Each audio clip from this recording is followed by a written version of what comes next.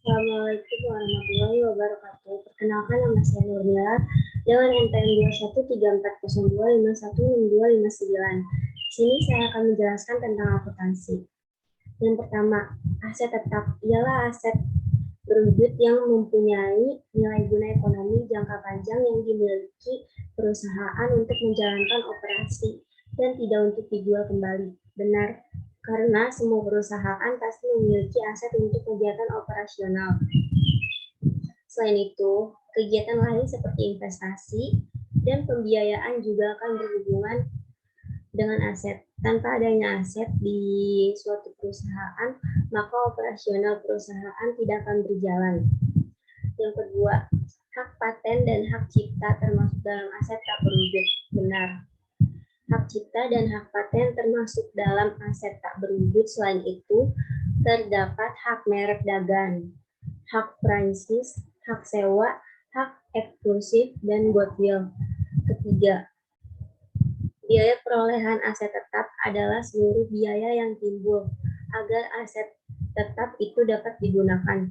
Benar. Karena biaya tersebut harus dipersiapkan perusahaan untuk memiliki aset dan merawatnya agar bisa dioperasikan sesuai dengan fungsinya.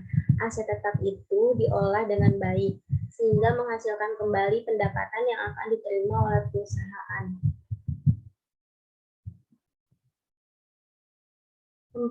Aset tetap tanah memiliki unsur ekonomi yang terbatas. Salah.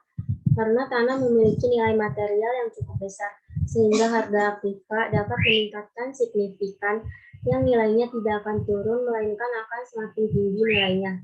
Aktiva tetap dalam bentuk tanah nilainya akan semakin tinggi seiring dengan pertambahan waktu. 5. Untuk aset tidak berwujud, digunakan istilah penyusutan untuk mengalokasikan harga nilai aset ke akun beban secara periodik. Salah. Karena pengalokasian harga perolehan dari suatu aktiva tetap karena adanya penurunan nilai aktiva tetap.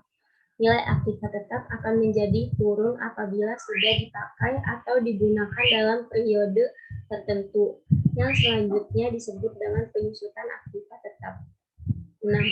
Capital expenditure adalah pengeluaran untuk perbaikan dan pemeliharaan aset yang tidak menambah umur dan meningkatkan nilai aset.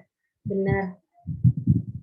7. Penyusutan fungsional terjadi akibat kerusakan dan keausan aset tetap. Benar.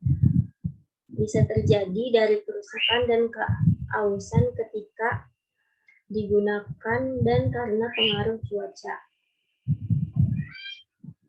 8. Dalam penjualan aset tetap, laba dan rugi diakui salah. Aset tetap laba untuk pertukaran aset tetap sebenarnya tidak diakui, tetapi pada kolom kas diterima dan bisa tercatat. 9. Dalam pertukaran aset tetap tidak sejenis hanya rugi yang diakui. Salah. Karena jika aktiva yang dipertukarkan tidak sejenis, maka laba atau rugi pertukaran tetap dilalui. 10. Dalam pertukaran aset tetap sejenis, baik laba dan rugi tidak diakui. Benar. Laba atau rugi yang timbul akibat perbedaan nilai wajar aktiva tetap yang diperoleh dengan yang diserahkan tidak boleh diakui, sehingga selisihnya akan digunakan untuk mengkoreksi nilai wajar aktiva yang diperoleh. Sekian dari saya, kurang lebihnya mohon maaf. Wassalamualaikum warahmatullahi wabarakatuh.